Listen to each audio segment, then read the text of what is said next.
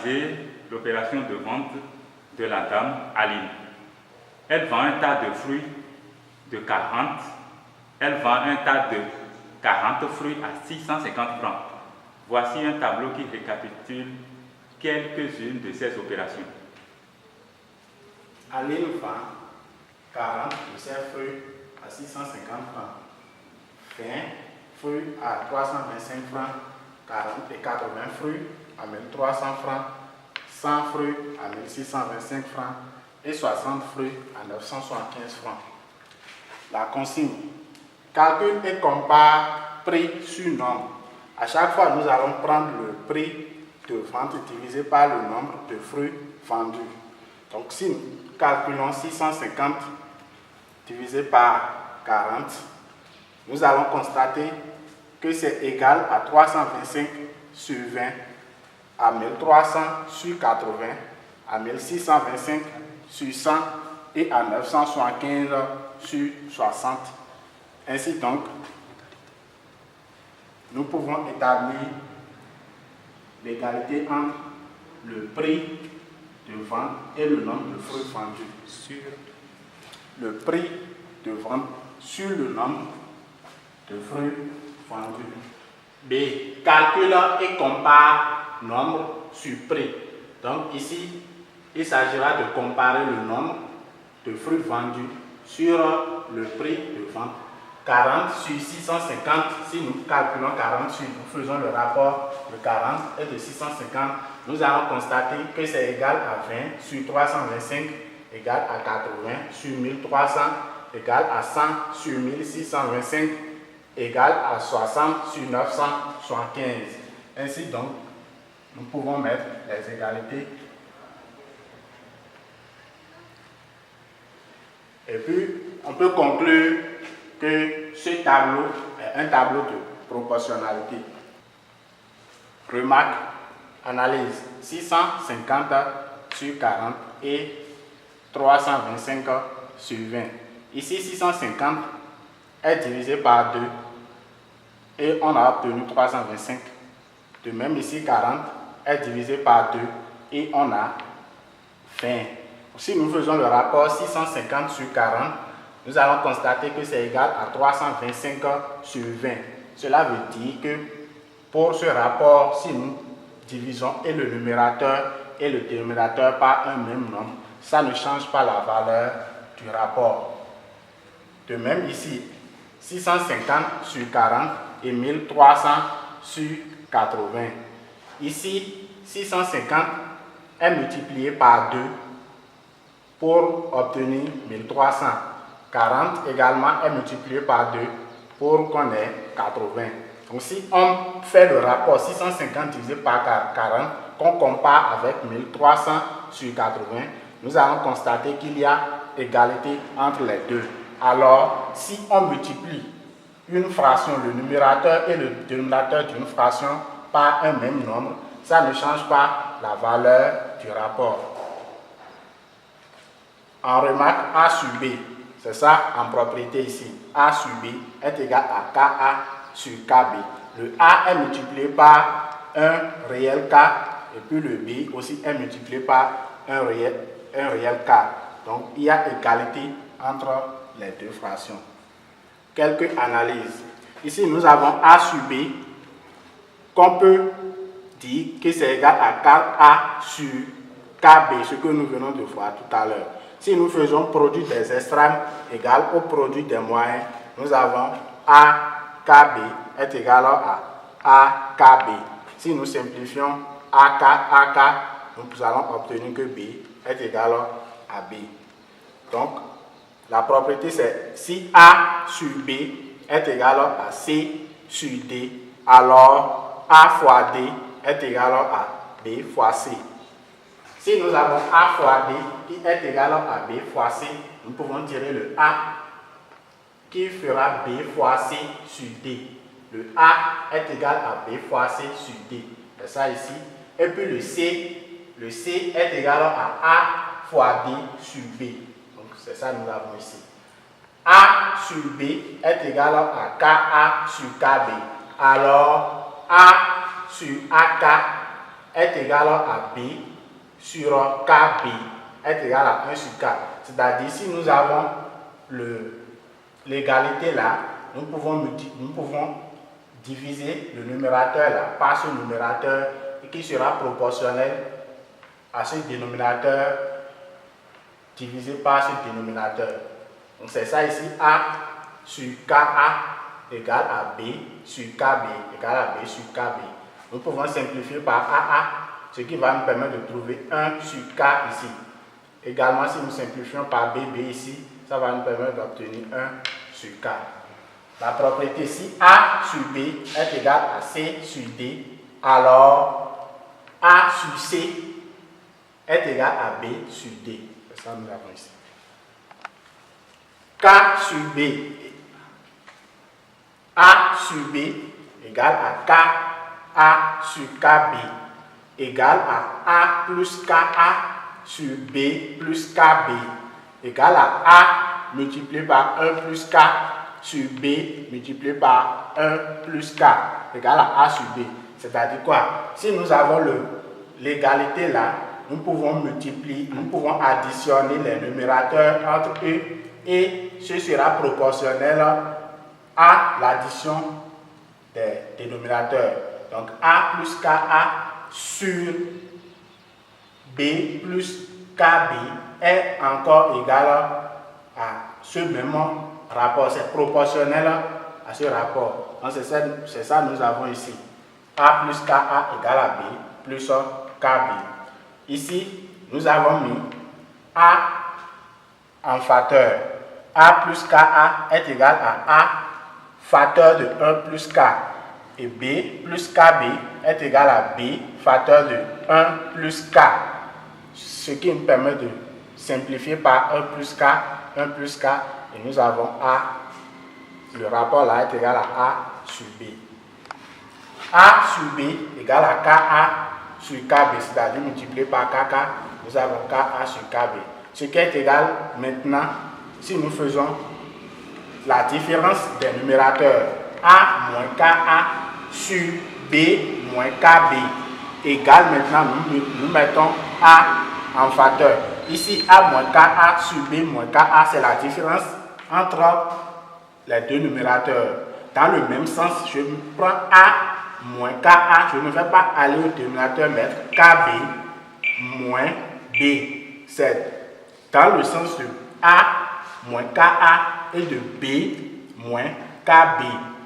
Donc si je prends cette fraction, je prends le numérateur moins le numérateur de cette fraction et le dénominateur moins le dénominateur de celle-ci.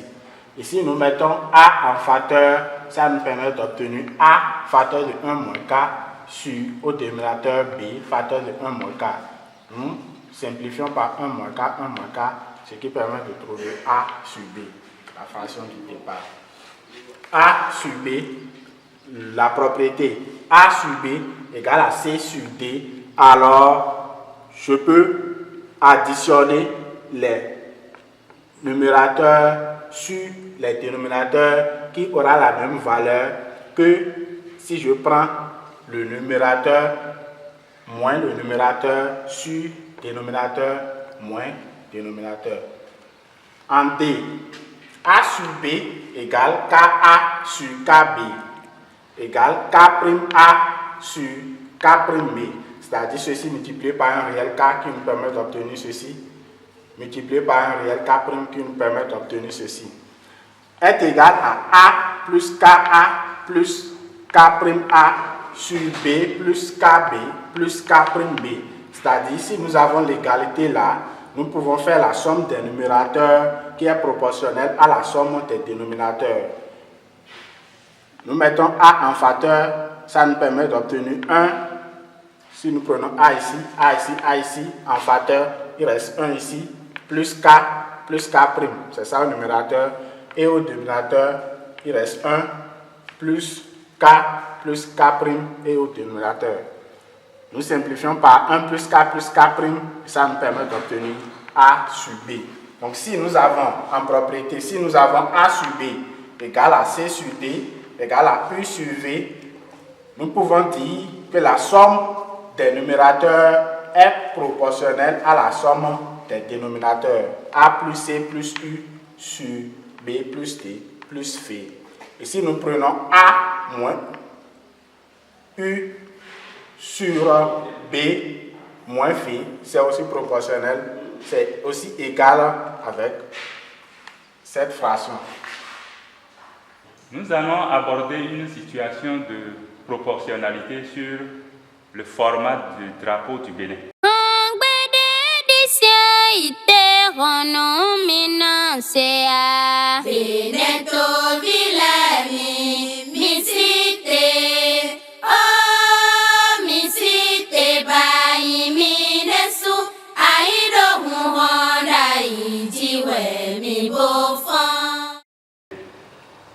Le format de notre drapeau est tel que la longueur et la largeur sont respectivement proportionnelles à 5 et 3. La différence entre la longueur et la largeur de celui hissé le 1er août 1960 est 60 cm. La question ici, c'est déterminer la longueur et la largeur du drapeau de notre indépendance. Disposé tel, chaque couleur couvre la même aire de surface, caractérise les dimensions du vert, du jaune et du rouge. 1. Je détermine la longueur et la largeur de notre drapeau. Dans l'énoncé, la longueur et la largeur sont proportionnelles à 5 et à 3. C'est-à-dire, si je prends la longueur divisée par 5, ce serait égal à la largeur divisée par 3.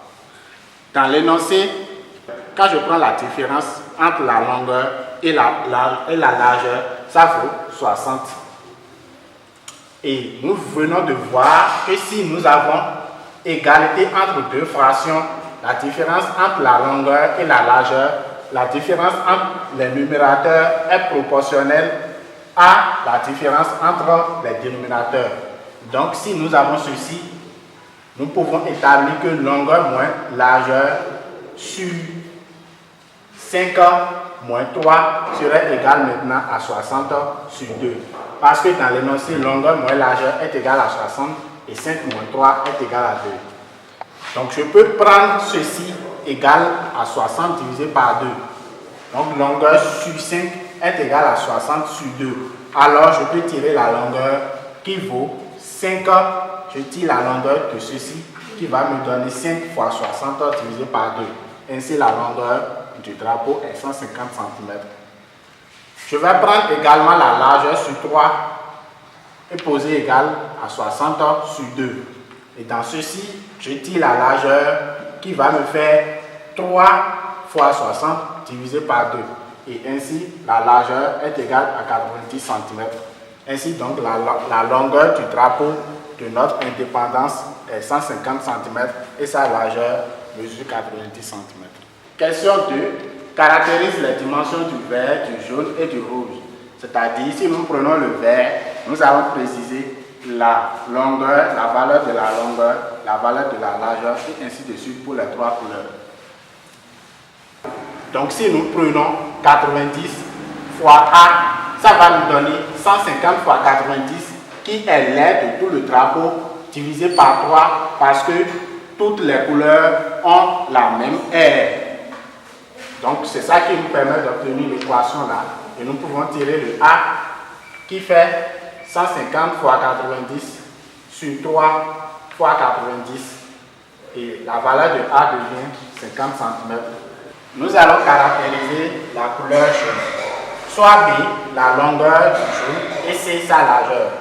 Si nous prenons A plus B, ça va nous donner 150, c'est-à-dire A qui est la largeur du vert plus B qui est la longueur du jaune va donner la longueur de tout le drapeau. Donc c'est ça qui nous permet de trouver, d'obtenir l'équation là. Si nous tirons B de ceci, ça va nous donner 150 moins A. Or le A était trouvé qui était égal à 50 cm. Donc le B vaut 150 moins 50 qui donne 100 cm. Sans C, est égal à 150 fois 90 sur 3. C'est-à-dire quand nous prenons 100 qui est la longueur du jaune multiplié par C qui est sa largeur, ça va nous donner l'aire de tout le drapeau. Ceci c'est l'aire de 100 fois 6 c'est l'aire de la couleur de la surface jaune. Donc si nous prenons cette aire, ça va nous donner l'aire de tout le drapeau divisé par 3 parce que les trois drapeaux ont la même aire. Donc 100C est égal à 150 fois 90 sur 3. C est égal à 150 fois 90 sur 3 fois 100, c'est-à-dire je tire le C de cette relation, ce qui me permet d'obtenir 150 fois 90 sur 3 fois 100 et le calcul là nous permet d'obtenir C égale à 45 cm. Sur le dessin de notre drapeau, nous pouvons constater que la couleur jaune et la surface de la couleur jaune et la surface de la couleur rouge ont la même aire et ont aussi la même longueur.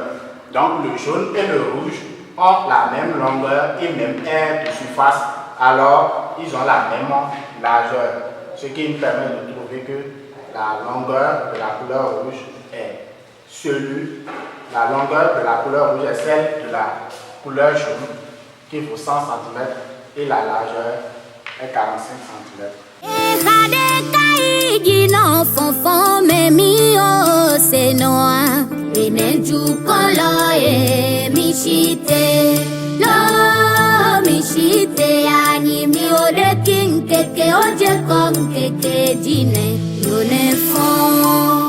Voici une situation de proportionnalité.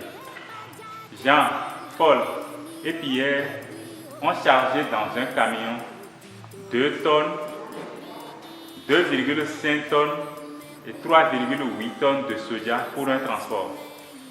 Tel disposé ici, Jean aurait chargé 2 tonnes, Paul aurait chargé 2,5 tonnes et Pierre aurait chargé 3,8 tonnes.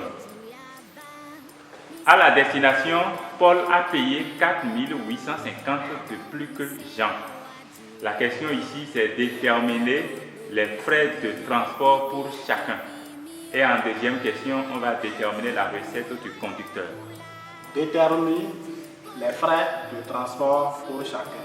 Pour la question numéro 1, nous allons déterminer les frais de transport de Jean, de Paul et de Pierre.